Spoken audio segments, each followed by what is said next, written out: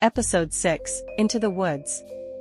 The wind howled through the trees, carrying with it an eerie whisper, as Alex and the others stumbled away from the ruins of the mansion. The dagger in Alex's grip pulsed faintly, as though reacting to something unseen.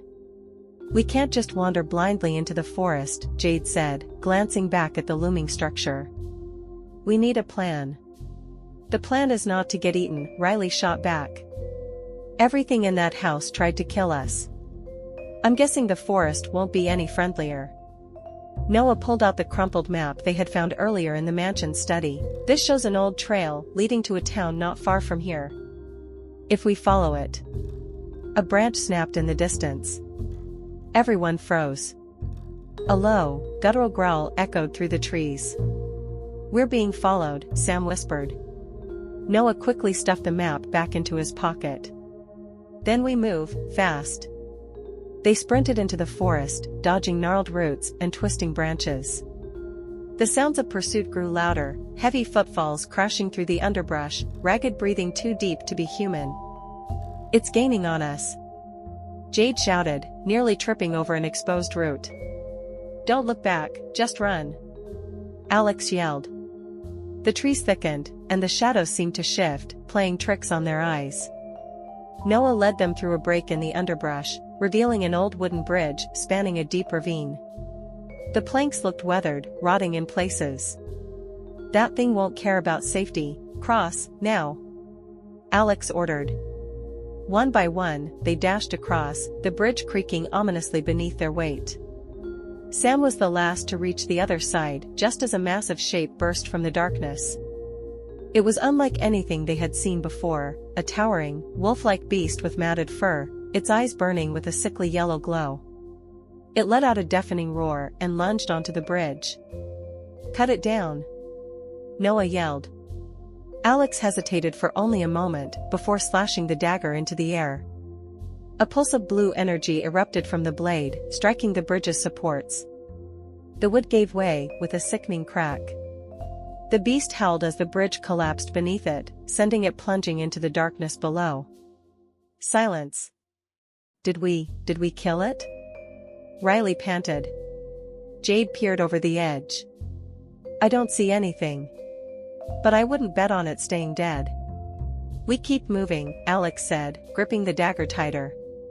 "If that thing was waiting for us, there's more ahead." They pressed on through the forest, following the faint remnants of an old path. The night air grew colder, and the whispering wind carried voices, faint, indistinct, but growing louder. "Are we sure this is the right way?" Sam asked uneasily. Noah checked the map again.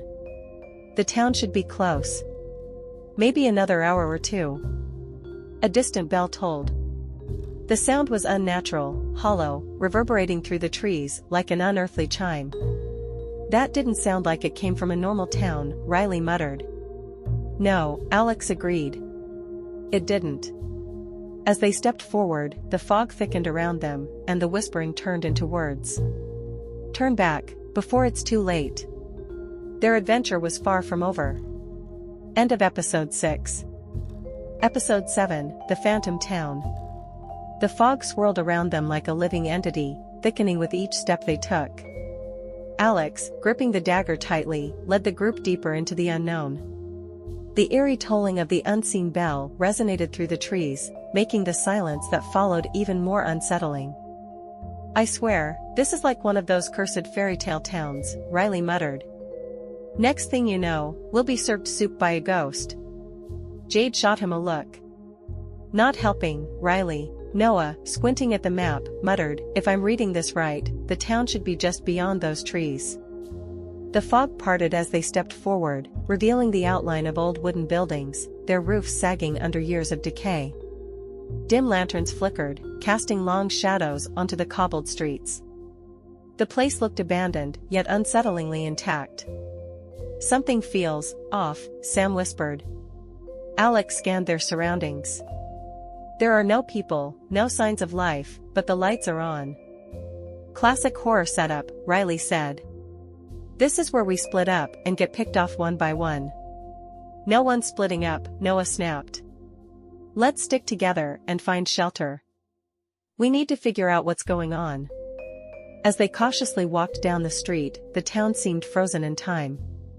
A rusted blacksmith's forge stood untouched, tools still laid out as if the smith had simply walked away mid-task. A tattered sign swayed above an old inn, its name barely legible, the Hollow Hearth. Think they've got room service? Riley quipped. Jade shoved him lightly. If they do, I'm guessing it's served by the undead. Before they could reach the inn, a sudden movement caught their attention. A shadow flickered in the window of a nearby house. They all turned to see a figure staring at them, a woman in an old-fashioned dress, her face pale and expressionless. Alex stepped forward. Hello? The woman disappeared. Okay, that was creepy, Sam muttered, stepping closer to Alex. Maybe she can tell us what happened here, Noah suggested. We should check it out. Or maybe she's a ghost waiting to lure us inside and devour our souls, Riley said. Just a thought. Despite Riley's protests, they approached the house. The wooden door creaked as Alex pushed it open. Inside, the air was stale, filled with the scent of dust and something faintly metallic. The living room looked almost untouched by time. A fireplace stood cold and empty, a rocking chair sat still in the corner, and an old clock ticked faintly on the wall. Then, a whisper. Leave, before they find you. Jade sucked in a sharp breath. Did anyone else hear that? Yep, Riley said, backing toward the door. Time to go. But before they could move, footsteps echoed from upstairs. Thump. Thump. Thump. The slow, deliberate sound sent a chill down their spines. Alex raised the dagger, signaling for silence. The group held their breath as the footsteps neared the staircase. Then, the whispering returned, more urgent, overlapping voices warning them to run. The room's shadows stretched unnaturally as a tall, faceless figure stepped onto the stairs. Its head tilted as if sensing them. Run! Alex shouted. They bolted out of the house, the door slamming shut behind them. The lanterns on the street flickered wildly, and a low growl rumbled through the air. The town was waking up. The map, where do we go? Sam gasped as they sprinted toward the inn. Noah fumbled with the parchment. There's a church at the end of the street. Maybe we can. Before he could finish, a dark figure stepped into their path. Then another. And another. The townspeople had returned. Or at least, what was left of them. Their hollow eyes glowed faintly in the dim light, their mouths moving in silent chants. The bell tolled once more, louder, sending a wave of nausea through the group. What the hell is happening? Jade breathed. Alex tightened his grip on the dagger. I don't know. But we need to get out. Now. The figures advanced, their movements unnatural and jerky. The bell continued to ring, the sound now deafening. The air around them shimmered, and reality itself seemed to warp. Then, the whispers returned. You were warned, now you belong to them.